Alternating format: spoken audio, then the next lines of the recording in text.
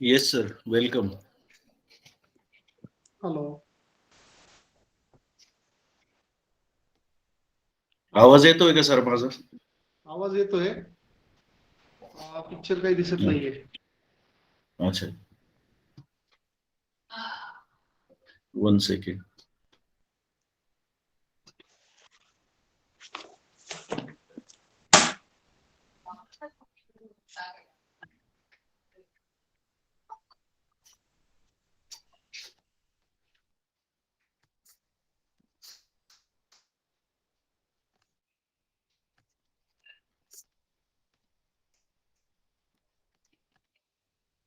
Yes, sir. Good morning, all of you.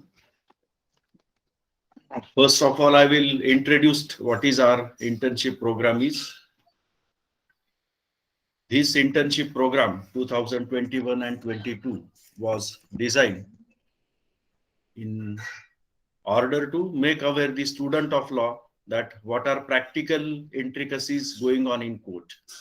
Because so far as syllabus is concerned of law, it is the book oriented only, or whatever stated in the book in the sections, how that can be implemented in the actual court practice. This the what we can say is a drawback, that to overcome this drawback, this program was introduced.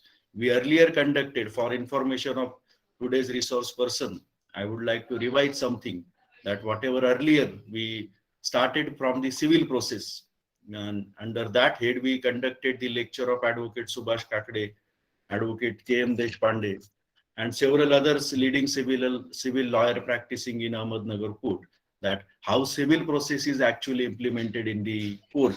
On the same line, we from last Sunday we started the criminal law lecture series, that how criminal law is actually implemented into the court. And first lecture we conducted of Advocate Asim Sarode on the constitution and power of criminal court under CRPC, how criminal court established and what kind of jurisdictions and powers conferred on the criminal court by CRPC.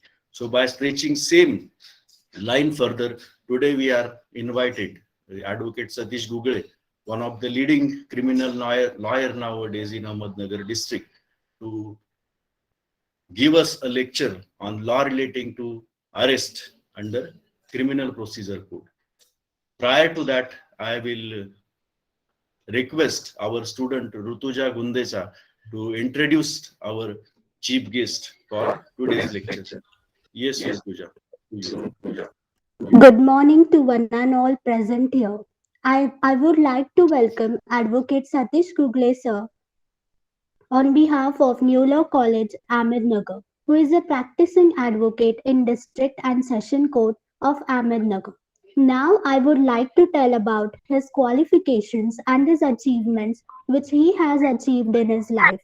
Advocate Satish Subhash Lal Gugale sir was born on January 2nd, 1979. He has completed his primary education from Zila Parishad School, Khangaon, Taluka Pathardi. He has completed his secondary school from Sitaram Sarda Vidyalaya, Ahmednagar. He has completed his graduation from New Arts Commerce and Science College, Ahmednagar in 1998 and 1999. He has completed his LLB graduation from New Law College, Ahmednagar from 2001 to 2002. He is a practicing lawyer from 2002. He started his practice exclusively in criminal law at the office of Advocate Satish Chandra Sudrik sir. Then he started self-practice since 2005, that too only in criminal law. He conducted around 1,000 criminal cases in the trial court in Judicial Magistrate First Class and Sessions Court since 2005 to 2021. And there is a lot more thing to tell about him. Now, I would like to request you, sir, to express your views on the law relating to arrest. Over to you, sir. Thank you, Rutuja. Thank you very much. Good morning to all. सगळ्यांना आवाज येतोय का माझा? Hello. Yes, sir. Yes, sir, you are Yes, audible. sir. Yes, sir. See, I will basically I will speak in Marathi, and whenever required, I will dialogue with you in English so that there can be a proper communication. So, is it okay for everyone? Yes, sir. Okay. Yes, sir. Okay. Let's proceed then. Today's topic, which we are discussing here, is the law of arrest, basically, which is the most cardinal aspect as far as the criminal law is concerned. Because whenever there comes a criminal case, then there is an undividable aspect, and that is the aspect of arrest of a particular person. And having said so, we are required to consider the pros and cons of the law of arrest, that in what circumstances the arrest can be said to be justified, or in what circumstances the arrest may not be mandatory, in what circumstances the arrest would be illegal, and in what circumstances the arrest can be said to be a legal one, or by following a proper mandate of law. That we need to consider. As far as the law of arrest is concerned, we found that in the CRPC, by Chapter 5, specifically the provisions in respect of arrest have been enumerated, and those are required to be considered. And those are certainly helpful as far as the practicing in criminal law is concerned. तर मग त्या अनुषंगाने आज जो काही law arrest आहे त्या बाबतीमध्ये आज जे काही आपण डिस्कशन करतोय, तर त्या अनुषंगाने माझं जे काही मला जे काही नॉलेज आहे थोडंफार being a student of law, ते मी तुमच्यासोबत शेअर करण्याचा प्रयत्न करतो. ओके. आता सर्वात पहिल्यांदा मुद्दा पहिला की अरेस्ट म्हणजे काय, आपण ज्याला ढोबळमानाने म्हटलं जातं की अटक केलं आरोपीला, अटक केलं. आपण पेपरला वाचतो, न्यूज चॅनल मध्ये पाहतो की अमुक व्यक्तीला अटक केली. तर बेसिकली की अटक म्हणजे नेमकं काय, हे सगळ्यात पहिल्यांदा आपल्याला समजून घेणं गरजेचं. आता अरेस्ट मध्ये त्याचे दोन फॅसेट्स आहेत की कस्टडी अँड अरेस्ट. आता कस्टडी हा मुद्दा जो आहे तो पूर्ण वेगळा आहे, आणि अरेस्ट जो आहे तो पूर्ण वेगळा आहे. हाऊएव्हर, custody is an undividable part of the arrest, but as far as the arrest is concerned, custody is different and arrest is different. तर त्या बाबतीमध्ये मला तुम्हाला असं सांगावं वाटतंय की सगळ्यात पहिल्यांदा तर कस्टडी म्हणजे काय हे आपल्याला पाहणं गरजेचं आहे. कस्टडी म्हणजे ज्याला आपण म्हणतो कायद्याच्या भाषेमध्ये की when your actions are restricted by the command of a police officer, की ज्याच्या अधिपत्याखाली तुमच्या ऍक्शन्स, तुमच्या हालचाली वगैरे जे काही हालचालीवर निर्बंध वगैरे जे काही आणले जातात, त्याला आपण म्हणतो की कस्टडी. की जसं आपण ढोबळमानाने ऐकतो की हा अमुक व्यक्तीला पोलिसांनी कस्टडीमध्ये, अमुक व्यक्तीला पोलिसांनी ताब्यात घेणं, दॅट अमाउंट्स टू कस्टडी. आता ताब्यात घेणं, it is not necessarily it will be amount to a arrest. ताब्यात घेतल्यानंतर if according to the provisions of law, if according to the provisions of CRPC, if there seems some material where the arrest of the accused or the arrest of the offender that is foremost necessary, then in that event his custody can be transformed into arrest, आणि त्यानंतर त्याला ताब्यात घेतलेल्या व्यक्तीला police arrest करू शकतात. त्यामुळे की नॉट नेसेसरीली की ज्याला ताब्यात घेतलेलं आहे त्याला अरेस्ट केलेलं असेलच, परंतु अरेस्टसाठी ताब्यात घेणं हे तेवढंच विषय. त्यामुळे की जो कस्टडीमध्ये आहे तो अरेस्ट मध्ये असेल असं नाही, परंतु जो अरेस्ट मध्ये आहे तो 101% ही इज इन कस्टडी असंच म्हटलं जाईल. त्याच्यामुळे हे जे थिनलाईन डिफरन्सिएशन आहे हे सगळ्यात पहिल्यांदा आपण पाहणं आणि या गोष्टी.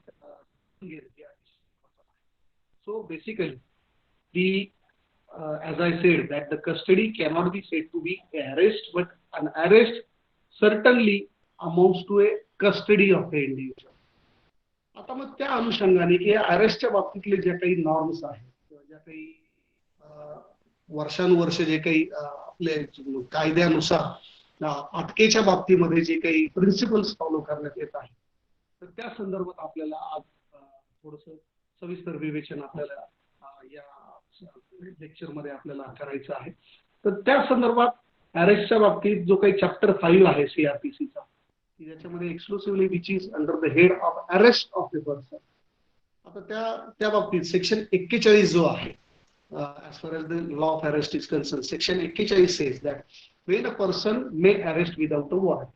आता यामध्ये जाण्याच्या अगोदर आपल्याला थोडीशी पूर्वकल्पना ही देणं गरजेचं आहे की अरेस्ट बेसिकली जी केली जाते ती फक्त गुन्हा दाखल असेल तर त्या सिच्युएशन मध्ये अरेस्ट जी आहे ती केली जाऊ शकते, किंवा त्याच्या अगेन्स्ट समज नॉन अवेलेबल वॉरंट वगैरे जर कोर्टाने इश्यू केलेला असेल प्रायव्हेट कंप्लेंट मध्ये देखील, त्यामध्ये देखील पोलीस जे त्या आरोपीला, त्या इंडिव्हिज्युअल, त्या ऑफेंडरला अरेस्ट करू शकतात. तर आता याच्यामध्ये कॉग्निझेबल आणि नॉन कॉग्निझेबल ऑफेन्स याचं डिफरन्शिएशन आपल्याला सर्वांना माहिती आहे की दखलपात्र गुन्हे, अदखलपात्र गुन्हे. आता अदखलपात्र गुन्हे जे काय आहे त्याच्यामध्ये अरेस्ट जी आहे ती मॅन्डेटरी नाही, ती त्याच्यामध्ये अरेस्ट करता येत नाही. परंतु अदखलपात्र गुन्ह्यामध्ये देखील पोलिसांना जर अरेस्ट करायची असेल बेसिकली तर त्यांना त्या गुन्ह्याच्या संदर्भामध्ये इन्व्हेस्टिगेशन करण्यासाठी पहिल्यांदा कोर्टाची परमिशन घेणं गरजेचं आहे. नॉन कॉग्निझेबल ऑफेन्सेस मध्ये जे म्हणतो आपण NC, that is non cognizable cases, त्या अशा अदखलपात्र गुन्ह्यामध्ये समज तपासामध्ये काही कॉग्निझेबल, काही दखलपात्र गुन्हा दिसून येत असेल किंवा तपासामध्ये काहीतरी सिरियसनेस त्या अदखलपात्र गुन्ह्यामधून काही सिरियस गुन्हा असा घडलेला निदर्शनास जर येत असेल तर अशा सिच्युएशन मध्ये त्या अदखलपात्र गुन्ह्याचं स्वरूप जिथं बदलतंय तर अशा परिस्थितीमध्ये पोलिसांना सर्वप्रथम जे आहे ते त्या अदखलपात्र गुन्ह्यामध्ये तपास करण्यासंदर्भात संबंधित त्यांच्या एरियाचे जे काही मॅजिस्ट्रेट आहे, ज्युडिशियल मॅजिस्ट्रेट, त्यांची परवानगी घेणं जे आहे ते गरजेचं आहे आणि त्याच्यानंतर पुढे ते इन्व्हेस्टिगेशन मध्ये प्रोसीड करू शकतात. अशा परिस्थितीमध्ये जोपर्यंत नॉन कॉग्निझेबल ऑफेन्स आहे तोपर्यंत त्याच्यामध्ये अरेस्ट होणार नाही, परंतु तोच नॉन कॉग्निझेबल ऑफेन्स जर कॉग्निझेबल मध्ये ट्रान्सफॉर्म जर झाला तर त्या सिच्युएशन मध्ये पोलीस जे आहे ते त्या आरोपीला अटक करू शकतात. आता ही पूर्वकल्पना देणं मला गरजेचं यासाठी होतं की आपण जो अरेस्टचा जो काही कायदा आपण जो डिस्कस करतोय किंवा अरेस्टच्या संदर्भातले जे काही प्रोव्हिजन्स आपण डिस्कस करतोय त्यामध्ये सर्वप्रथम महत्वाची गोष्ट ही की दखलपात्र गुन्ह्यामध्ये पोलिसांना अटक करण्याचे पॉवर्स आहेत की ज्याच्यामध्ये विदाऊट वॉरंट पोलीस जे ते अरेस्ट करू शकतात. आता arrest without warrant and arrest with warrant हा पण एक वेगळा मुद्दा आहे की ज्याच्यामध्ये अटक करण्यासाठी संबंधित पोलिसांना न्यायालयाची, संबंधित ज्युडिशियल मॅजिस्ट्रेटची जी काही ती परवानगी घेऊन त्यांच्याकडे वॉरंट प्राप्त करून घ्यावं लागतं आणि ज्या वॉरंटद्वारे की ज्या ऑथरायझेशनद्वारे पोलीस जे येते त्या आरोपीला, त्या ऑफेंडरला अटक करू शकतात. This is called the arrest with warrant. Now we are dealing with the cases in which police officer may arrest a individual without warrant. त्याच्यामध्ये दखलपात्र गुन्हे बेसिकली जे आपण बघतो की त्या दखलपात्र गुन्ह्यामध्ये आरोपीला पोलिसांकडनं अटक केली जाऊ शकतात. तर त्या संदर्भात सेक्शन 41 जे आहे तर सेक्शन 41 पहिल्यांदा आपण पाहूया की सेक्शन 41 ची क्रोनॉलॉजी काय आहे. त्यामध्ये any police officer may without an order from the magistrate and without a warrant arrest a person, की कोणालाही without warrant police officer arrest करू शकतो. त्याच्यामध्ये क्लॉजेस आहेत. Number A, who commits in the presence of a police officer cognizable offence, की पोलिसांच्या समक्ष, त्या पोलीस अधिकाऱ्याच्या समक्ष, की त्या पोलीस अधिकाऱ्यासमोर ज्या व्यक्तीने दखलपात्र गुन्हा केलेला आहे तर अशा केसमध्ये पोलीस अरेस्ट त्या इंडिव्हिज्युअलला विदाउट वॉरंट करू शकतात. बी जो क्लॉज आहे तो सांगतो की against whom a reasonable complaint has been made or credible information have been received or a reasonable suspicion exists that he has committed a cognizable offense punishable with imprisonment for a term which may be less than 7 years or which may extend to 7 years whether with or without fine in if the following circumstances are satisfied, namely. आता clause number 2 जो आहे section 41 चा sub clause, तर त्याच्यामध्ये लेजिस्लेचरचं intention जे दिसतंय त्याच्यामध्ये जी काही प्रोव्हिजन आहे त्यामध्ये अशा पद्धतीने सांगण्यात आलेलं आहे की ज्या अशा व्यक्तीविरुद्ध की ज्याच्या विरुद्ध क्रेडिबल, पक्की माहिती आहे की यांनी गुन्हा केलेला आहे आणि पोलिसांकडे तपासामध्ये अशा पद्धतीचं मटेरियल किंवा अशा पद्धतीचा पुरावा पोलिसांपुढे आहे की ज्यावरून असं दिसतंय की या व्यक्तीने दखलपात्र गुन्हा केलेला आहे, तर अशा परिस्थितीमध्ये पोलिसांना अटक करण्याचे अधिकार आहेत. परंतु क्लॉज बी मध्ये पुढे असं म्हटलंय की ज्यामध्ये त्या आरोपीने 7 वर्षापर्यंत किंवा 7 वर्षाच्या आतमध्ये शिक्षा असलेला गुन्हा केलेला आहे, अशा केसेसमध्ये की ज्या व्यक्तीने प्रथम दर्शनी त्याच्या विरुद्ध पुरावा आहे की यांनी गुन्हा केलाय म्हणून आणि त्याच्या विरुद्ध टँजिबल मटेरियल जे म्हणतो की पक्का भक्कम पुरावा पोलिसांकडे उपलब्ध आहे की या व्यक्तीने गुन्हा केलेला आहे, अशा परिस्थितीमध्ये अटक पोलीस करू शकतात. परंतु सेक्शन बी, क्लॉज बी जो आहे, तर त्याच्या खाली काही सब क्लॉज दिलेले आहेत की त्या ज्या कंडिशन्स आहेत, सेक्शन 41च्या ज्या काही conditions 1A, B, C, D ज्या काही आहेत, तर त्या मी सविस्तर तुम्हाला सांगितलं. तर त्या कंडिशन जर सॅटिस्फाईड होत असतील तर त्या सिच्युएशन मध्ये पोलिसांना जे आहे ते अटक करणं 7 वर्षापर्यंतचे जे गुन्हे आहेत त्यामध्ये जस्टिफिएबल आहे. आता यामध्ये क्लिअर कट सेक्शन 41 मध्ये असं दिसतंय की 7 वर्षापर्यंतचे जे काही गुन्हे आहेत त्या गुन्ह्यामध्ये जर आरोपीला जर अटक करायची असेल तर त्या सिच्युएशन मध्ये पर्टिक्युलर क्रायटेरिया सेक्शन 41 मध्ये दिलेला आहे.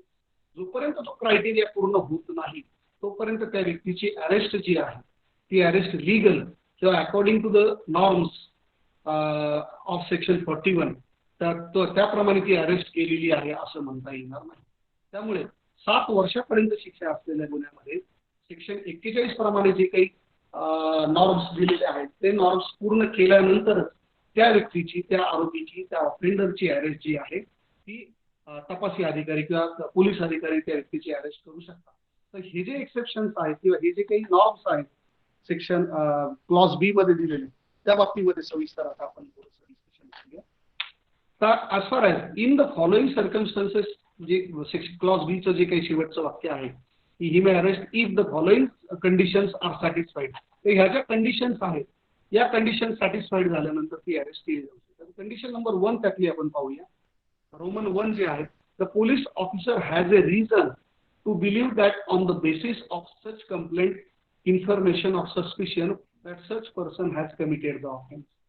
की सर्वप्रथम पोलिसाला ही खात्री पाहिजे की जी कंप्लेंट, जी तक्रार आलेली आहे, जी माहिती आपल्याला प्राप्त झालेली आहे, तर त्या माहितीच्या आधारे, त्या तक्रारीच्या आधारे हा जो आरोपी आहे, हा जो गुन्हेगार आहे, त्यांनी प्रथम दर्शनी पाहता की याने हा गुन्हा केलेला आहे इथपर्यंत पोलिसांची जर खात्री झाली असेल तर त्या इव्हेंटमध्ये त्याला अरेस्ट करणं जे ते योग्य करू शकतात. आता याच्यामध्ये क्लॉज बी आहे. त्या क्लॉज बी मध्ये काय आहे की ठीक आहे, पोलीस अधिकाऱ्याची खात्री झाली परंतु म्हणून तो अरेस्ट करण्यासाठी प्रोसीड करतो. तर त्या सिच्युएशन मध्ये फक्त तेवढं महत्वाचं नाही की त्याची खात्री झाली, त्याला एक रोमन क्लॉज बी जो आहे सेक्शन सब क्लॉज बी चा, तर त्याच्यामधले ज्या काही कंडिशन्स दिलेल्या आहेत ABCDE, तर या कंडिशन्स ज्या आहेत त्या जोपर्यंत फुलफिल होत नाही तोपर्यंत त्याला फक्त या व्यक्तीने गुन्हा केला अशी माझी खात्री आहे आणि म्हणून मी त्याला अटक करतोय एवढं म्हणून ती अरेस्ट जी ती जस्टिफिएबल होणार नाही. तर त्याच्यामध्ये क्लॉज बी, क्लॉज सेकंड जो आहे तो काय सांगतो हे आपण पाहूया. That the police officer is satisfied that the arrest is necessary. आता जसं रोमन क्लॉज 1 प्रमाणे मी सांगितलं की त्यांनी दखलपत्र गुन्हा केलेला आहे अशी पोलिसांची खात्री झाली तर अरेस्ट करणं त्यांना जस्टिफिएबल होऊ शकतं. परंतु नुसतं तेवढंच नाही, तर रोमन क्लॉज बी प्रमाणे की खालच्या ज्या काही कंडिशन्स आहेत रोमन क्लॉज 2 प्रमाणे, तर त्या कंडिशन्स मध्ये अरेस्ट करणं त्याचं का गरजेचं आहे या बाबतीतल्या ज्या काही कंडिशन आहेत त्या जोपर्यंत फुलफिल होत नाही तोपर्यंत ती अरेस्ट जी आहे ती प्रॉपरली किंवा लिगल ती मानता येणार नाही. आता रोमन क्लॉज 2 मधली सब क्लॉज 1 जो आहे तर त्या ज्या कंडिशन्स आहेत ती कोणत्या कंडिशन्स मध्ये जस्टिफिएबल म्हणता येईल त्या बाबतीत आपण आता सविस्तर चर्चा करूया. A, to prevent such person from committing any further offence. आता the arrest in the cases where the punishment is up to 7 years and the investigation officer wants to arrest that particular individual, then in that event, if a tangible, if a concrete material is there, की पक्का भक्कम पुरावा आहे त्या व्यक्तीच्या विरुद्ध अटक करण्यासाठी, तर असं असताना त्यामध्ये खालील कंडिशन ज्या आहेत त्या फुलफिल होणं गरजेचं आहे. त्यातली पहिली कंडिशन जी आपण बघतोय, to prevent a such person from committing any further offence. Arrest करणं का गरजेचं वाटतं इन्व्हेस्टिगेशन ऑफिसरला, तर त्याची ही खात्री झाली पाहिजे की या व्यक्तीला जर अटक केली नाही तर हा भविष्य काळामध्ये किंवा नंतर सबसिक्वेंटली पुन्हा अशा प्रकारचा किंवा इतर कोणताही गुन्हा हा व्यक्ती करू शकतो. जर याला अटक केली नाही तर हा पुन्हा दुसरा कोणता तरी दखलपात्र इतर कोणताही गुन्हा हा करेल. त्यामुळे त्याची अरेस्ट करणं गरजेचं आहे. ही कंडिशन जर सॅटिस्फाईड झाली असेल तर, किंवा ऑर, आता हे सगळे ऑर आहे, यापैकी एक जी कंडिशन आहे त्याची सॅटिस्फॅक्शन इन्व्हेस्टिगेशन ऑफिसरचं किंवा अरेस्टिंग ऑफिसरचं झालं पाहिजे. या ज्या कंडिशन्स मी आपल्याला सांगतो त्यापैकी एक तर मी सांगितले की याला जर अटक केलं नाही तर हा दुसरा गुन्हा करू शकतो. हा एक क्रायटेरिया आहे. त्यातला बी जो आहे, or for proper investigation of the offence, की त्या तपास त्या जो काही गुन्हा घडलेला आहे जोपर्यंत त्या आरोपीला अटक केलं जात नाही तोपर्यंत या गुन्ह्याचा प्रॉपर तपास होणार नाही. असं जर तपासी अधिकारी किंवा अरेस्टिंग ऑफिसरची अशी जर खात्री असेल, तर असं जर त्याचं सॅटिस्फॅक्शन असेल की जोपर्यंत अटक करत नाही तोपर्यंत केसचा तपास व्यवस्थित होणार नाही, तर त्या सिच्युएशन मध्ये त्या ऑफेंडरला तपासी अधिकारी, पोलीस अधिकारी जो आहे तो अटक करू शकतो. आता हे proper investigation for the offence म्हणजे नेमकं एक्झॅक्टली काय, थोडस या बाबतीत मी सांगतो. की फक्त असं म्हणून चालत नाही की तपास होणार नाही म्हणून मला त्याला अटक करणं गरजेचं आहे. You must give a tangible or a proper reason that why the investigation cannot be carried out unless the accused is arrested. For example जर सांगायचं झालं तर एखाद्या गुन्ह्याचा तपास चालू आहे आणि एखाद्या इंडिव्हिज्युअल आरोपीला जोपर्यंत आता आपण चोरीची केस घेऊया की चोरीच्या केसेसमध्ये एखादी एक व्हॅल्युएबल सिक्युरिटी म्हणा किंवा प्रॉपर्टी एखाद्या व्यक्तीची चोरी झालेली आहे, दखलपात्र गुन्हा आहे, आरोपीला अटक करणं गरजेचं आहे, परंतु 7 वर्षाच्या आतल्या क्रायटेरियातला गुन्हा आहे त्याच्यामुळे अरेस्ट करणं मॅन्डेटरी आहे का, नाही. तर मग अशा सिच्युएशन मध्ये तपासी अधिकारी की त्या चोरीच्या गुन्ह्यामध्ये जोपर्यंत त्या आरोपीला अटक करत नाही तोपर्यंत त्या चोरीला गेलेला जो काही मुद्देमाल आहे, फॉर एक्झाम्पल आपण धरून चालूया की एखादी लेडीचं मंगळसूत्र चोरून नेलंय, जे काही आपण रोड रॉबरीच्या किंवा चेन स्नॅचिंगच्या ज्या केसेस आपण आजकाल ऐकतो, की जोपर्यंत त्या व्यक्तीला अटक केली तोपर्यंत ती जो काही चोरीला गेलेला मुद्देमाल आहे तो रिकव्हर होऊ शकत नाही. अशा सिच्युएशन मध्ये क्लॉज बी प्रमाणे for a proper investigation of the office the arrest of the accused is necessary. तर अशा केसेसमध्ये त्याला अटक केल्यानंतरच गुन्ह्याचा पुढचा तपास जो आहे किंवा गुन्ह्याचा सविस्तर खुलासा जो आहे तो त्याला अटक केल्यानंतरच होऊ शकतो. या कारणासाठी for proper investigation the arrest of the accused is necessary. तर अशा सिच्युएशन मध्ये क्लॉज बी प्रमाणे तपासी अधिकारी जर गुन्ह्याचा प्रॉपर तपास होणार नसेल आरोपीला अटक न करता, तर अशा सिच्युएशन मध्ये आरोपीला अटक केलं जाऊ शकतं गुन्ह्याचा प्रॉपर तपास होण्यासाठी. आता क्लॉज सी जो आहे याच्यामधला, तर क्लॉज सी जो आहे आपल्याला तो पाहणे गरजेचं आहे. Clause C to prevent such person from causing the evidence of the offense to disappear or tampering with such evidence in any manner.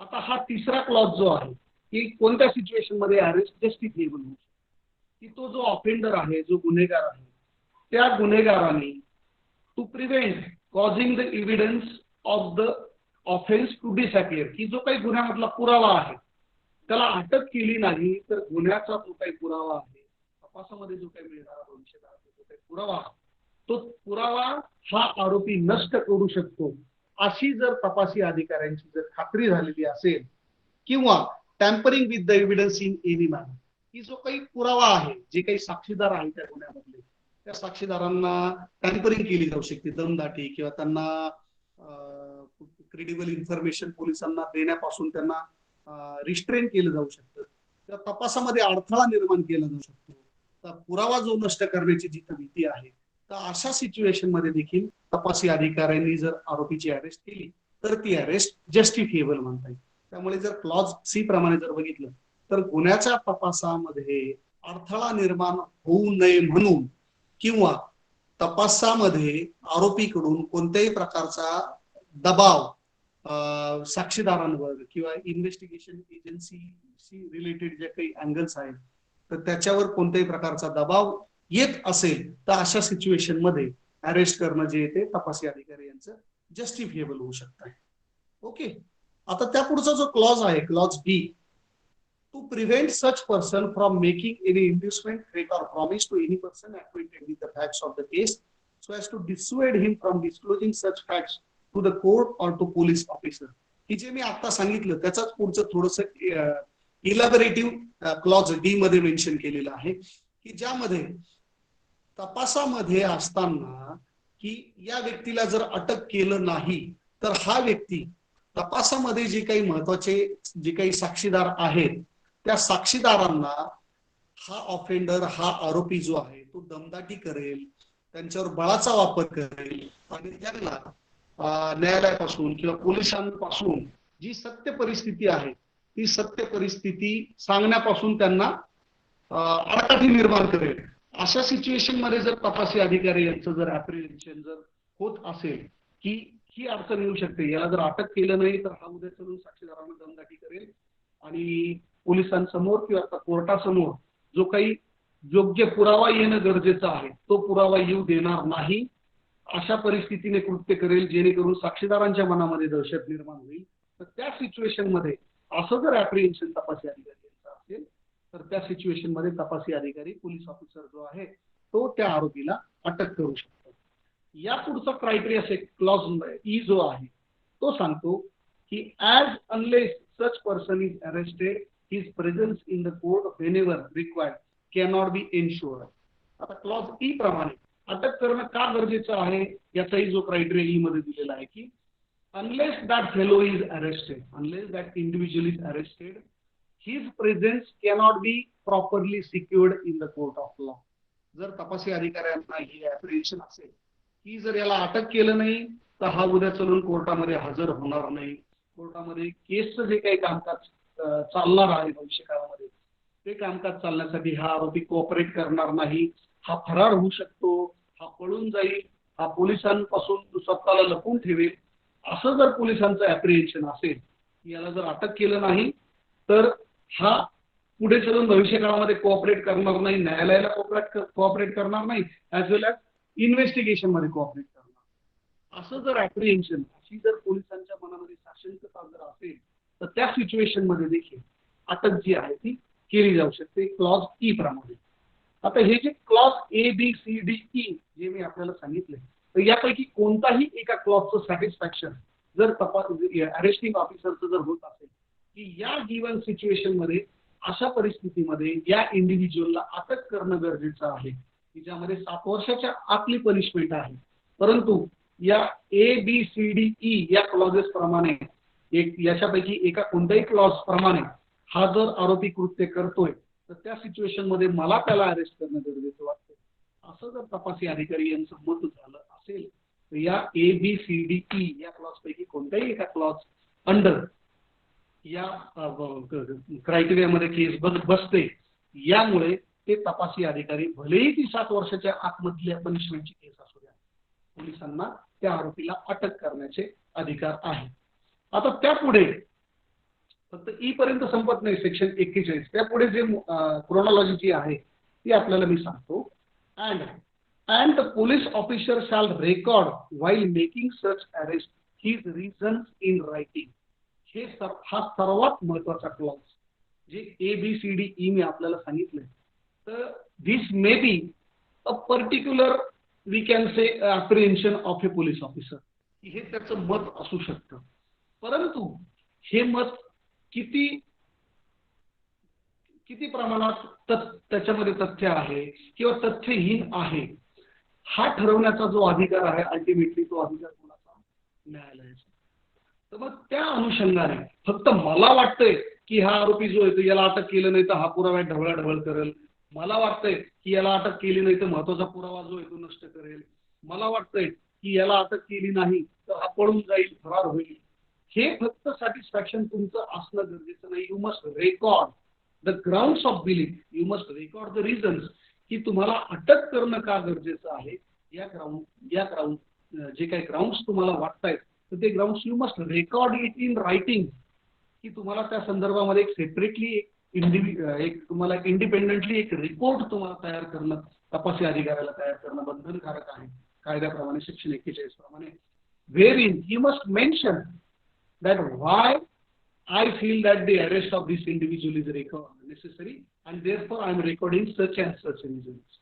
की या कारणामुळे की मला त्या आरोपीला अटक करणं गरजेचं वाटतंय असं recording the reasons in writing is necessary.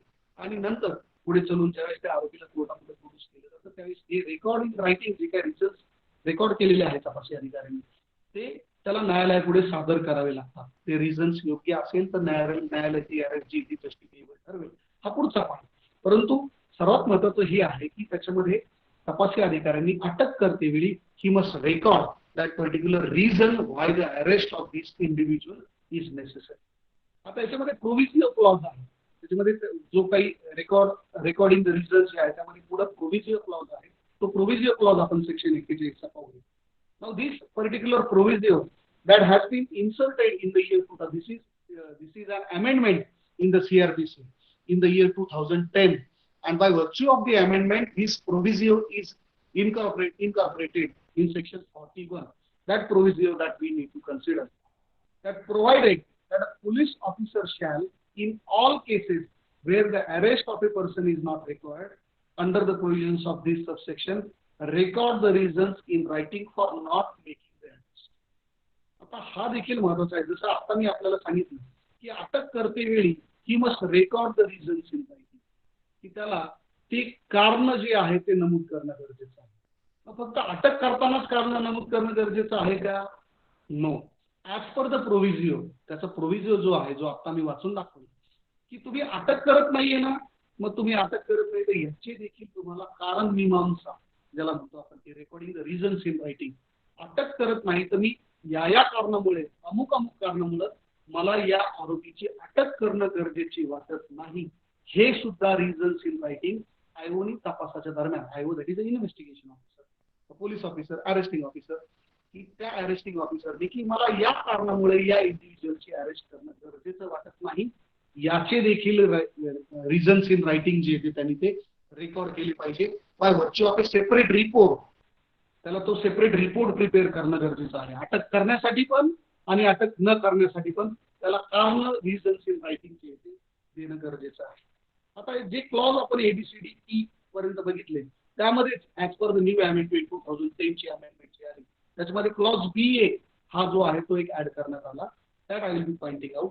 Sub clause B A जो आहे, जसं आपल्याला सांगितलं की he must record the reasons in writing for not making the arrest, त्याखाली बीए जो आहे, which says that against whom a credible information has been received that he has committed a cognizable offense punishable with imprisonment for a term which may extend to more than 7 years, where with or without fine or with death sentence, and the police officer has a reason to believe that on the basis of that information such person has committed the offense. That now, earlier we were considering the cases wherein the punishment was up to 7 years, which was extending up to 7 years. Now, as far as BA is concerned, kindly see, friends, BA says that it is, as far as the arrest is concerned, that arrest may be necessary.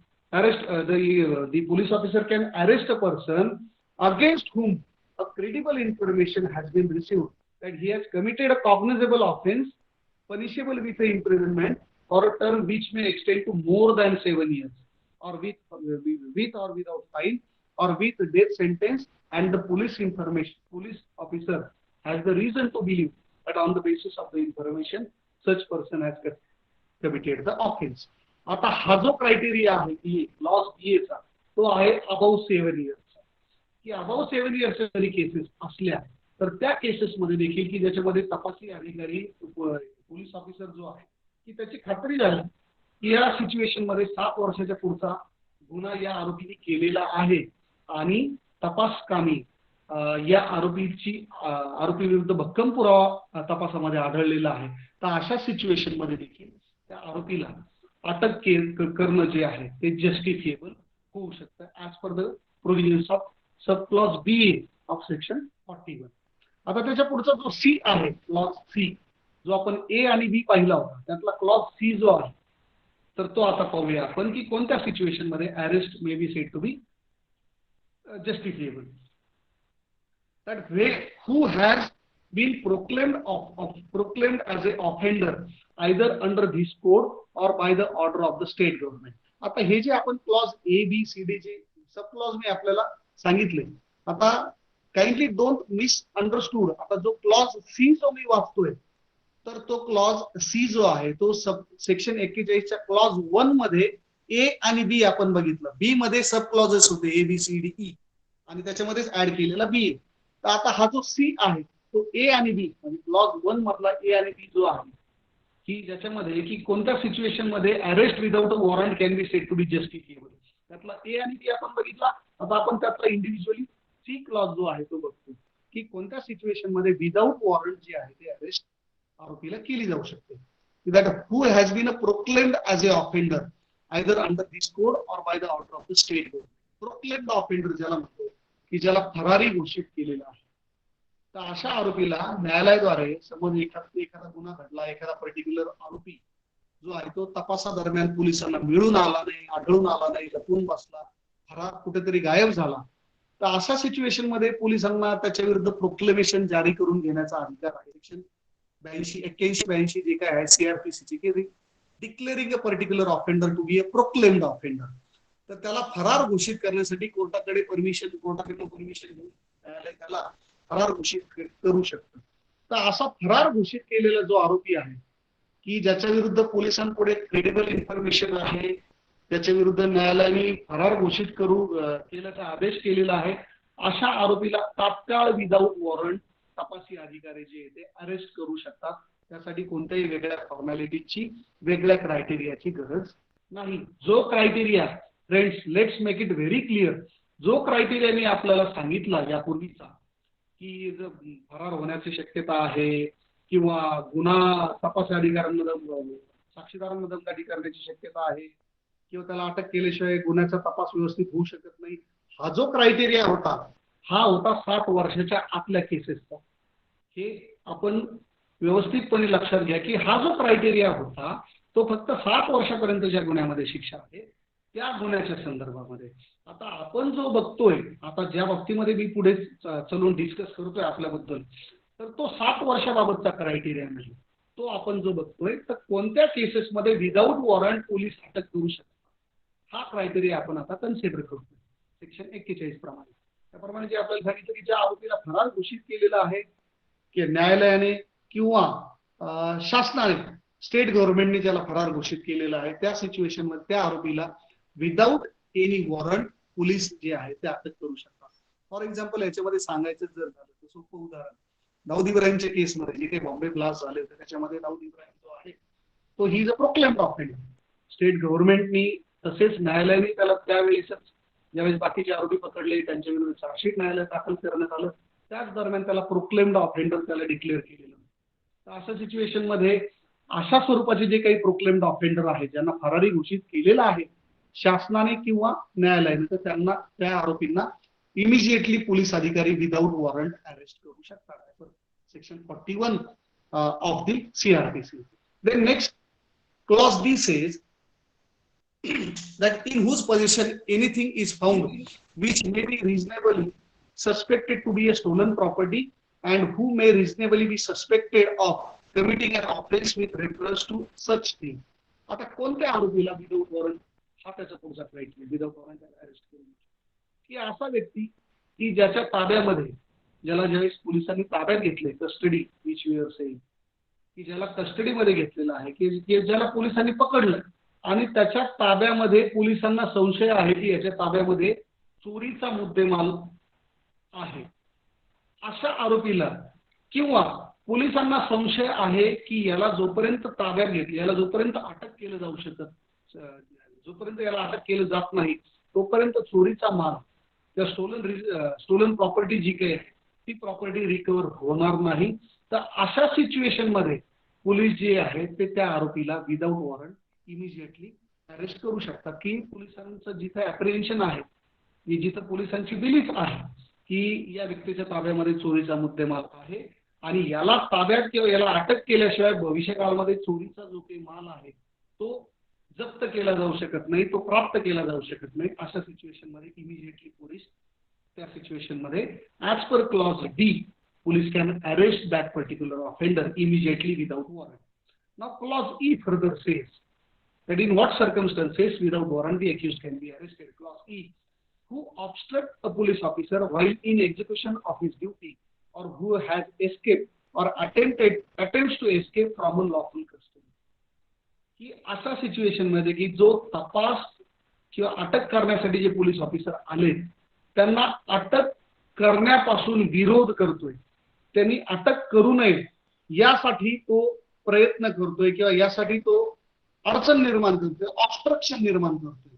तर अशा परिस्थितीमध्ये की अटक करण्यामध्ये जो अडथळा निर्माण करतोय आणि जो पळून जाण्याच्या तयारीमध्ये आहे, जो पळून जाण्याच्या शक्यतेमध्ये आहे आणि ज्यांनी पळून जाण्याचा पोलिसांच्या ताब्यातून पळून जाण्याचा प्रयत्न केलेला आहे, अशा इंडिव्हिज्युअलला police immediately without warrant, without going into the criteria, as we have discussed earlier, police can immediately arrest that particular offender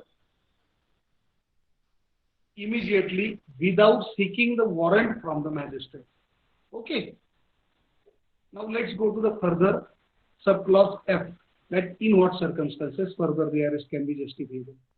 That who is reasonably suspected of being a deserter from any of the armed forces of union, की असा गुन्हेगार की जो आपण arm forces जे आहेत त्या arm forces मधून पळून आलेला आहे किंवा आर्म फोर्सेस शी निगडीत अशा प्रकारचं कोणतं तरी ऑफेंडिंग कृत्य त्यांनी केलेलं आहे, तर त्या सिच्युएशन मध्ये अशा व्यक्तीला इमिजिएटली पोलीस जे आहे ते अटक करू शकतात.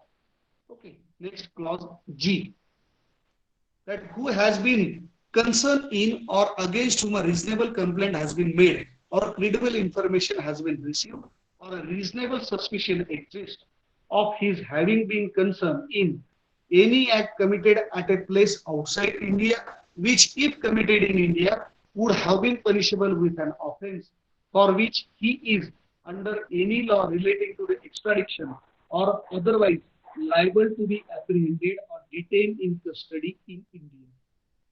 आता एवढी मोठी प्रोव्हिजन ती आपल्याला एकदम सोप्या भाषेमध्ये मी आपल्या मराठीमध्ये तुम्हाला सांगतोय की असा गुन्हेगार की ज्याने आउट ऑफ इंडिया एखादा गुन्हा केलेला आहे आणि तो गुन्हा करून इंडियामध्ये आहे आणि तो जो गुन्हा आहे तो भलेही दुसऱ्या देशामध्ये पुन्हा एकदा आपल्याला क्रिमिनॉलॉजी आहे ती वाचून दाखवते ती, that has credible information has received or reasonable suspicion exists of his having been concerned in any act committed at any place out of India, की भारताच्या बाहेर असताना त्यांनी ते कृत्य केलेलं आहे. इफ कमिटेड इन इंडिया, परंतु तेच जर कृत्य त्यांनी भारतात केलं असतं तर would have been punishable with an offence, की ते नक्कीच गुन्हेगारी कृत्य ठरलं असतं. And for which he is, आणि ज्यामुळे तो under any law relating to extradition or otherwise liable to be apprehended or detain in custody in India, की त्यांनी जे कृत्य जर भारतामध्ये केलं असतं तर तो नक्कीच ते कृत्य गुन्हेगारी स्वरूपाचं ठरलं असतं. आणि ते असं कृत्य की जो प्रथमदर्शनी गुन्हेगारी स्वरूपाचं दिसतंय भारतामध्ये आणि ऍज पर द एक्स्ट्रॅडिक्शन लॉ ज्याला म्हणतो आपण की आरोपींना या देशातून त्या देशामध्ये पोहोचवणं, जे एक्स्ट्रॅडिक्शन ट्रीटीज असतात वेगवेगळ्या देशांमध्ये, त्या एक्स्ट्रॅडिक्शन ट्रीटीज प्रमाणे त्या एक्स्ट्रॅडिक्शन प्रमाणे की त्या आरोपीला ताब्यात घेऊन दुसऱ्या देशाच्या ताब्यात देणं गरजेचं आहे, त्याला आपल्या कस्टडीमध्ये ठेवून दुसऱ्या देशाचे जे काही इन्व्हेस्टिगेशन एजन्सी आहे त्यांना हँड ओव्हर करणं गरजेचं आहे.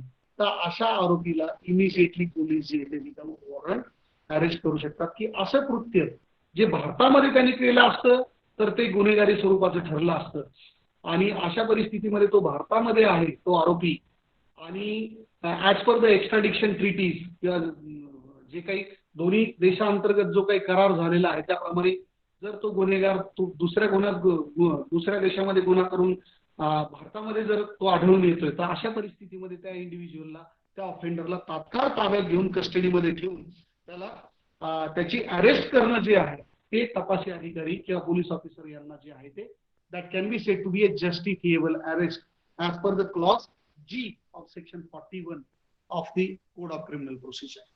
Okay, then we are going to clause H. The person who being a released convict commits a breach of any rule made under subclause 5 of section 356. आता असा आरोपी की ज्याला सोडलेला आहे, असा व्यक्ती की ज्याला शिक्षा झालेली आहे, कन्व्हिक्ट की ज्याला शिक्षा झालेली आहे परंतु पण त्याला रिलीज केलेला आहे, who is release either on bail or on parole, की रिलीज जे आहे ते बेलवरही तो सुटू शकतो किंवा पेरोलवरही, त्याला शिक्षा झाल्यानंतर ज्याला पेरोल दिला जातो तर त्या पेरोलवरही सुटलेला असू शकतो. तर त्या बेलवर त्याला सोडला असताना किंवा पेरोलवर सोडलेला असताना 356 ऑफ सीआरपीसी की जो काही क्रायटेरिया आहे त्याच्यामध्ये, तर कोणत्याही ज्या त्याला रूल्स अँड रेग्युलेशन ज्या काही त्याला घालून दिलेल्या अटी आणि शर्ती आपण की ज्या अटी आणि शर्तीवर त्याला सोडण्यात आलेलं आहे पेरोलवर किंवा बेलवर, तर त्या अटी आणि शर्तीचा त्यांनी जर भंग केला, if he flouted those conditions and the rules and regulations of his release, in that event police can immediately arrest that individual without seeking the warrant from the concerned court. तर अशा परिस्थितीमध्ये देखील विदाउट वॉरंट पोलिसांची जी arrest आहे ती section 41 प्रमाणे की ज्याला शिक्षा झालेली आणि जो सुटल्यानंतर त्यांनी त्या कंडिशन्स फ्लाउट केल्या, कंडिशन मोडल्यात त्यांनी, त्या सिच्युएशन मध्ये इमिजिएटली पोलीस त्याला अरेस्ट करू शकतात. ती अरेस्ट जस्टिफिएबल ठरली. पुढे क्लॉज ई जो आहे, I जो आहे, that for whose arrest any requisition whether written or oral have been received from another police officer, provided that the requisition specifies the person to be arrested and the offense or the other causes for which the arrest is to be made, and it appears therefrom that the person might lawfully be arrested without a warrant by the officer who has issued the requisition. की असा आरोपी की ज्याच्या बाबतीमध्ये दुसऱ्या police अधिकाऱ्यामार्फत, दुसऱ्या police अधिकारी means दुसऱ्या क्षेत्रातल्या दुसऱ्या कार्यक्षेत्रामधला पोलीस अधिकारी, दुसऱ्या ज्युरिडिक्शन मधला आपण म्हणू शकतो त्याला, की अनदर पोलीस ऑफिसर, की दुसऱ्या पोलीस अधिकाऱ्याकडनं तुम्हाला रिटर्न किंवा लेखी किंवा तोंडी स्वरूपाचे तुम्हाला रिक्विजिशन, तुम्हाला विनंती पत्र प्राप्त झालं, विनंती वजा तुम्हाला प्राप्त झालेला आहे की या इंडिव्हिज्युअल या आरोपीला अटक करणं गरजेचं आहे. तर अशा रिटर्न किंवा ओरल रिक्विजिशन वर संबंधित पोलीस अधिकाऱ्यांनी व्यतिरिक्त दुसरा पोलीस अधिकारी ज्याला ते रिटर्न रिक्विजिशन दिलेलं आहे किंवा ओरल रिक्विजिशन करण्यात आलेलं आहे, तो पोलीस अधिकारी त्या इंडिव्हिज्युअल त्या आरोपीला, त्या ऑफेंडरला अरेस्ट करू शकतो आणि ताब्यात घेऊ शकतो. ज्याच्यामध्ये पुढे म्हटलेलं आहे or causes for which the arrest is to be made and it appears therefrom the person might lawfully be arrested without a warrant by the officer who has issued the requisition. आता याच्यामध्ये तेच आहे की ते requisition आहे, परंतु ते requisition सुद्धा it must fulfil the criteria की arrest in what circumstances can be said to be justifiable. हा क्रायटेरिया जो आहे तो फुलफिल झालेला आहे आणि संबंधित दुसऱ्या पोलीस अधिकाऱ्यांनी रिक्विजिशन मला पाठवलेलं आहे, being another police officer and send a requisition to me to arrest a particular individual. त्यामुळे मला जिथं जाणवतंय, मला जिथं दिसतंय, I feel that prima facie there appears to be a satisfactory grounds to arrest that particular individual who is in my area, then I can arrest that particular individual on the requisition given to me by another police officer. In that situation also, that arrest can be said to be a justifiable arrest. Okay. आता याच्यामध्ये clause बी जो आहे, again he from that clause I तो आपण consider केला. आता याच्यातला सब clause 2 आपण हे जे सगळे जे काही sub clause A B C D E F G H I जे पाहिले ते सब क्लॉज 41 च्या क्लॉज 1 मध्ये पाहिले. आता याचा क्लॉज बी आहे सेपरेट. क्लॉज बी जो आहे, again it is by virtue of an amendment in the year 2009, and clause 2 says of section 41, subject to the provisions of section 42, no person concerned in non-cognizable offense or against whom a complaint has been made or a credible information has been received or a reasonable suspicion exists or having so concerned shall be arrested except under the warrant or order of the magistrate.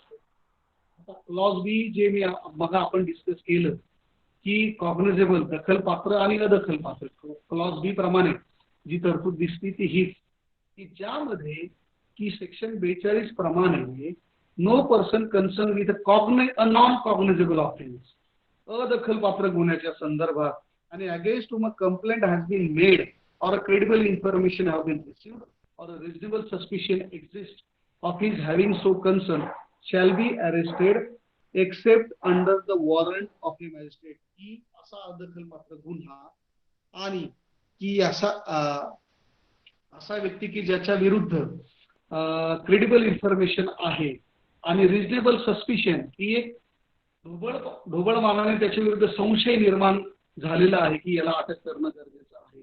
तर अशा व्यक्तीच्या बाबतीमध्ये he shall not be arrested except under the warrant or order of arrest, की अशा अदखलपात्र गुन्ह्याच्या संदर्भामध्ये मॅजिस्ट्रेटच्या ऑर्डरच्या शिवाय अशा व्यक्तीला अटक करणं योग्य होणार नाही, जस्टिफिएबल होणार नाही. His arrest without the order from the magistrate will certainly amount to a illegal arrest. Okay, that is what the criteria in section, the chronology of section 41 have been saying rather.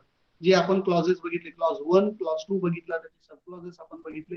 आता या बाबतीमध्ये सर्वात महत्त्वाचं इथे थोडंसं मला जे आपल्याला सांगणं गरजेचं वाटतंय की या संदर्भामध्ये सुप्रीम कोर्टाचं 2014चं जे काही जजमेंट आलेलं होतं, अर्नेश कुमार, आपण सर्वांनी वाचलं असेल, आपल्याला अभ्यासामध्ये असेल, इथे वाचलं नसेल तर ते जजमेंट नक्की एकदा वाचलं, की ज्यामध्ये सुप्रीम कोर्टाने अर्नेश कुमारच्या जजमेंटमध्ये पर्टिक्युलरली ती जी केस होती ती 498A च्या केसच्या संदर्भामध्ये अरेस्टच्या बाबतीतला तो मुद्दा होता. परंतु त्यामध्ये सुप्रीम कोर्टाने की कोणत्या सिच्युएशन मध्ये अरेस्ट गरजेची आहे नाही या बाबतीमध्ये सविस्तर विवेचन जे आहे ते अर्नेश कुमारच्या जजमेंटमध्ये सुप्रीम कोर्टाने सविस्तर विवेचन केलेलं आहे. हे जे जजमेंट आहे ते Arnesh Kumar versus state of Bihar and another. This is a judgement in criminal appeal number 1277 of 2014 by the Honorable Supreme Court and Justice Chandramouli Prasad and Justice Pinaki Chandra Ghosh यांचं हे जजमेंट आहे. आपण सर्वांनी आपल्या भविष्यकाळामध्ये आपल्याला ते गरजेचं राहणार आहे. हे जजमेंट अर्नेश कुमारचं नक्की वाचणं गरजेचं आहे असं मला तरी वाटतंय.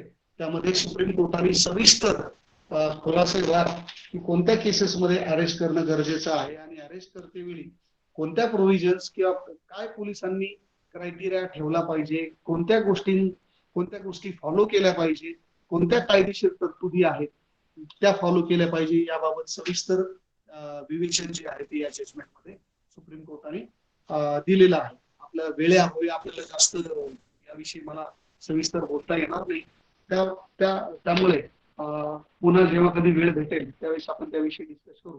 तर सेक्शन 41 जर आपण बघितला तो अरेस्टच्या बाबतीमध्ये, आता त्यापुढे अरेस्टचा जो काही अरेस्ट लॉ आहे त्या बाबतीमध्ये सेक्शन 41A जो आहे त्यातला, this is also a new amendment in CRPC and this amendment is inserted in the year 2009 by virtue of a amendment which section 41 says notice to appear before police officer.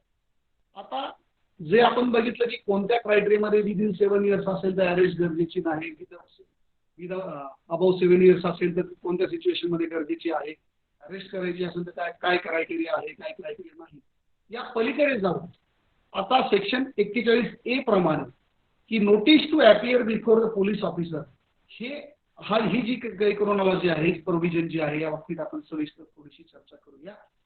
It says that the police officer shall in all cases where the arrest of a person is not required under the provisions of clause 1 of section 41, आता आपण जे बघितलं clause 1 of 41च पाहिलं, issue a notice directing the person against whom a reasonable complaint has been made or a credible information has been received or reasonable suspicion exists that he has committed a cognizable offense to appear before him or at such a place as may be specified in the notice.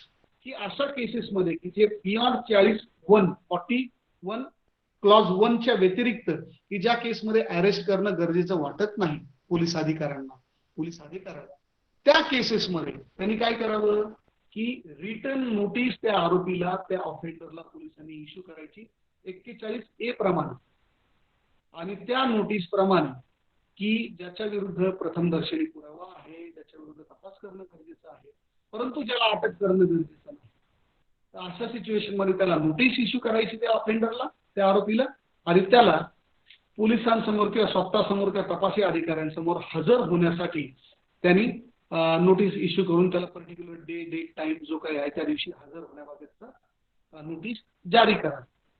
त्यामध्ये पुढे जो criteria आहे तो सांगतो की that to appear before him or at such a place as may be specified in the notice. Clause B says, where such notice is issued to any person, it shall be the duty of that person to comply with the terms of the notice. आणि अशा situation मध्ये ज्याची arrest police ऑफिसरनी केलेली नाही तर त्या situation मध्ये पोलिसांनी त्याला नोटीस पाठवायची, नोटीस पाठवून त्याला हजर होण्यासाठी सांगायचे, तपास कामी सहकार्य करण्यासाठी हजर होणे पोलीस अधिकाऱ्यांसमोर, नोटीसची बजावणी झाल्यानंतर, आणि क्लॉज बी प्रमाणे अशी नोटीस बजावणी केल्यानंतर तपासी अधिकाऱ्यांपुढे, पोलीस अधिकाऱ्यांपुढे हजर होणं त्या व्यक्तीला, त्या इंडिव्हिज्युअलला, त्या ऑफेंडरला मॅन्डेटरी आहे, as per the terms of that notice, which says that where such notice is issued to any person, it shall word is used, it shall be duty of that person to comply with the terms of the notice. आणि त्याची जबाबदारी आहे की notice मध्ये जे काही कथन केले आहे त्याप्रमाणे त्याचा कंप्लायन्स करणं, त्याच्याप्रमाणे त्याची पूर्तता करणं. Clause 3 says, where such person complies and continues to comply with the notice, he shall not be arrested in respect of the offence referred to in the notice unless for the reasons to be recorded the police officer is of the opinion that he ought to be arrested. आता अशा situation मध्ये clause 3 प्रमाणे की ज्या व्यक्तीला notice पाठवलेली आहे, हजर होण्याबाबत सांगितलेलं आहे आणि वेळोवेळी person complies and continues to comply, की ज्याला नोटीस बजावणी झाली, तो हजर झाला आणि वेळोवेळी त्यानंतरही ज्या वेळी पोलीस ऑफिसरने त्याला बोलवलं, तपासकामी सहकार्यासाठी हजर राहण्यास सांगितलं, तो वेळोवेळी तो गेलेला आहे, त्यांच्या पुढे हजर राहिलेला आहे आणि नोटीसचं कंप्लायन्स केलेलं आहे, जे काही सहकार्य पाहिजे ते सगळं केलेलं आहे. तर अशा परिस्थितीमध्ये his arrest may not be necessary, he shall not be arrested. Clause 3 says that he shall not be arrested, की त्याला अटक करू नका, करणे गरजेचं नाही in respect of that offence, unless, परंतु याच्यामध्ये अनलेसचा जो क्रायटेरिया आहे तोही महत्वाचा आहे, की unless for the reasons to be recorded. मग अशा सिच्युएशन मध्ये की ज्याला अटक करणं गरजेचं नव्हतं, ज्याला नोटीस पाठवली, तो आला, हजर झाला, वेळोवेळी आला, चौकशीत सहकार्य केलंय, मग त्याला अटकच करायचा अधिकार नाही का? असं नाही. जर तपासी अधिकाऱ्यांना, ज्याला जो इन्व्हेस्टिगेशन ऑफिसर आहे त्याला वाटतंय की एवढं सगळं करूनही या व्यक्तीची अटक करणं मला गरजेचं आहे, अटक केल्याशिवाय पुढचा तपास जो आहे तो सविस्तरपणे, खुलासेवारपणे होऊ शकत नाही, तर त्या सिच्युएशन मध्ये subclause 3 says rather that unless for the reasons to be recorded, पुन्हा काय क्रायटेरिया आहे की अशा व्यक्तीला जो आला वेळोवेळी तुम्हाला सहकार्य करतोय पण तरी तुम्हाला त्याला अटक करणं गरजेचं वाटतंय, तर त्या सिच्युएशन मध्ये you must record the reasons in writing. For the reasons to be recorded, the police officer is of the opinion that he ought to be arrested, की एवढं करूनही त्याची अटक मला गरजेची वाटते, असे रिझन्स तुम्ही सॅटिस्फॅक्टरी रिझन्स रेकॉर्ड करून त्या व्यक्तीची अटक जी आहे ती क्लॉज 3 प्रमाणे करणं गरजेचं असेल तर तुम्ही ती करू शकता. That arrest can be said to be a justifiable arrest as per clause 3 of section 41 of CRPC. Though it cannot be said, so having said so, it cannot be said that since I have complied all the while, I have attended the police station, time and again I have helped, I have cooperated, and now I shall not be arrested. It will not be a criteria. Ultimately, it is the domain of the investigation officer.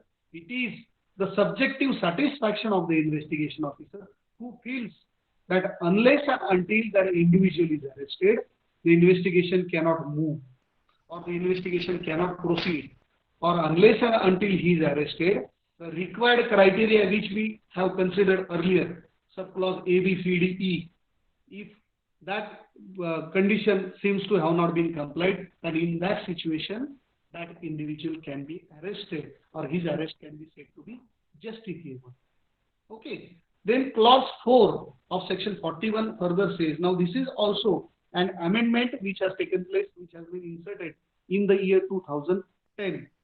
Now this clause 4 says that where such person at the time fails to comply with the terms of the notice or is unwilling to identify himself, the police officer may, subject to the orders as may be passed by the competent court in this behalf, arrest him for the offense mentioned in the notice.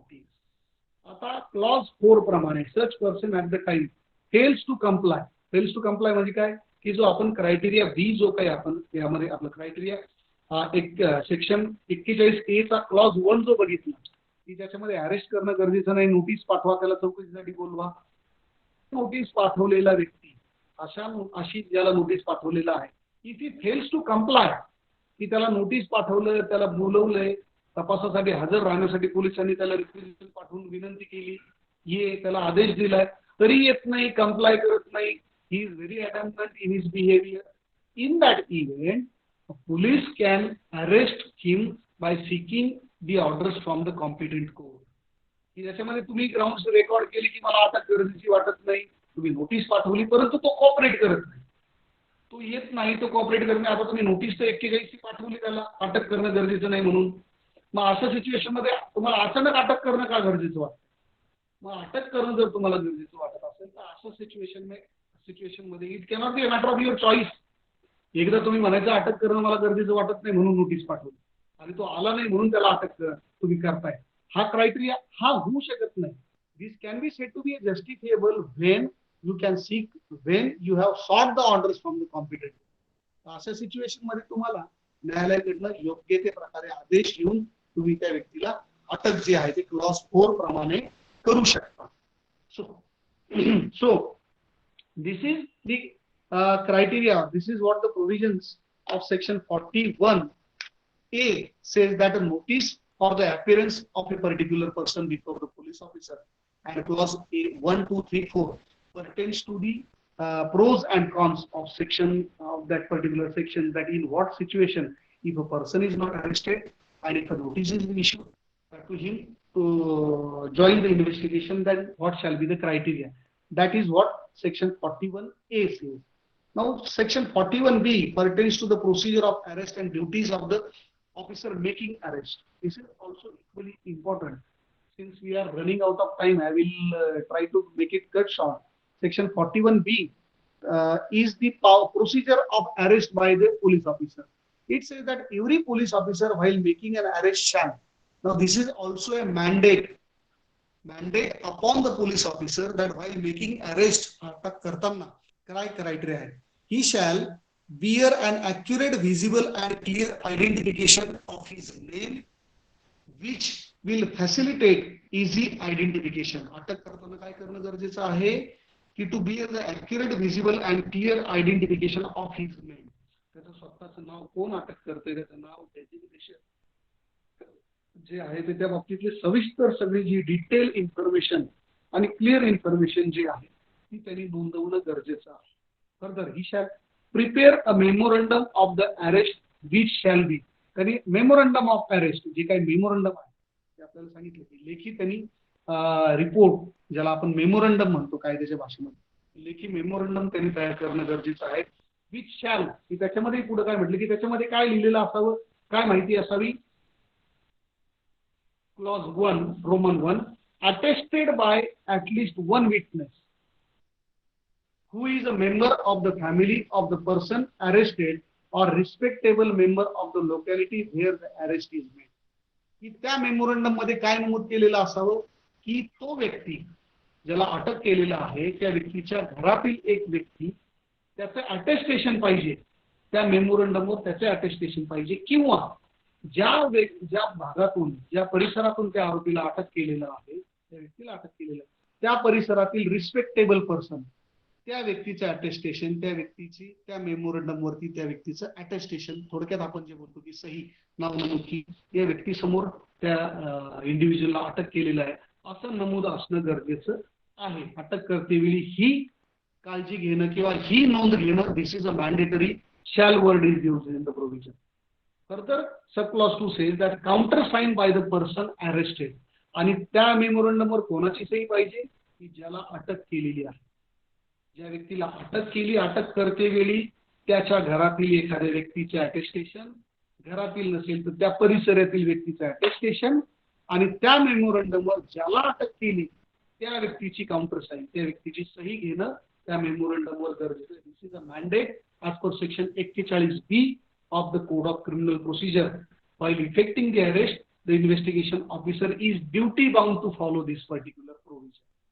Clause C of section 41B says that he shall further, an arrest shall inform the person arrested unless the memorandum is attested by the member of his family that he has a right to have a relative or a friend named by him to be informed of his arrest. आणि अटक केल्यानंतर जो counter sign केल्यानंतर counter sign वरचा केलेला जो काही family member असेल म्हणा किंवा रिस्पेक्टेबल पर्सन जो आहे, तर त्यांना या व्यक्तीला अटक केल्याबाबतची माहिती देणं हे मॅन्डेटरी आहे. की XYZ या व्यक्तीला मी आज या गुन्ह्यामध्ये अटक करतोय, असं त्याच्या रिलेटिव्हला ज्या मेमोरंडम मध्ये ज्याची सही घेतलेली आहे, फॅमिली मेंबर किंवा respectable person of the vicinity, यांना त्याच्या अटकेची माहिती देणं गरजेचं आहे. नुसती अटकेची माहिती देणं गरजेचं नाही, तर कशामध्ये अटक केलेली आहे, कोणत्या गुन्ह्यामध्ये अटक केलेली आहे, कशा प्रकारचा गुन्हा आहे, ही या सर्व प्रकारची जी काही माहिती आहे ती त्या अरेस्टीला ज्याला अटक केली त्याला त्याचप्रमाणे ज्याचं अटेस्टेशन आहे मेमोरंडमवर त्याला ती माहिती देणं गरजेचं आहे. आणि या व्यक्तीला अटक केली आहे हे त्या व्यक्तीला त्याच्या रिलेटिव्हला किंवा respectable member from the vicinity जो आहे तर त्या व्यक्तीला इन्फॉर्म करणं हे कायदेशीर दृष्ट्या हे मॅन्डेटरी आहे. आता हे जर फॉलो झालं नाही, हे तुम्ही directly correlate with the constitutional right of the individual. Now, as far as the arrest is concerned, it is a kind of exception to the constitutional right of an individual, the right given by the constitution.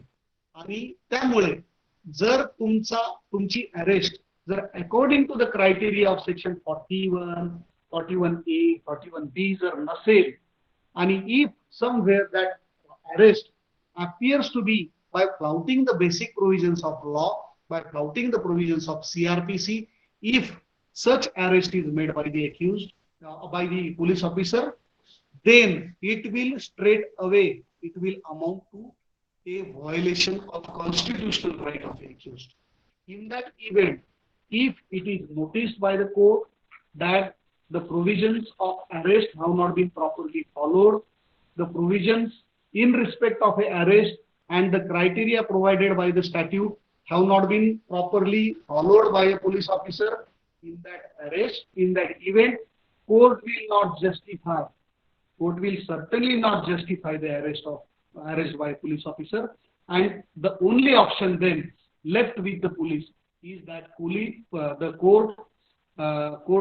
only option left with the honorable court is that the court will not justify the detention of that individual with the police.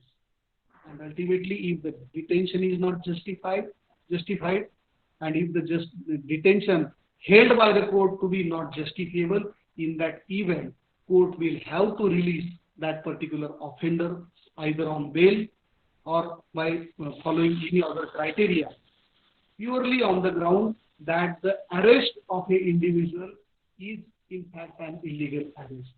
Therefore, friends, the law of arrest for every individual, for every student of law, for every lawyer who tends to practice in criminal law and who wants to have a proper idea in respect of the criminal practice must first of all make himself very clear in respect of the provisions of the arrest, because the provisions of arrest, it is an undividable part as far as the criminal jurisprudence is.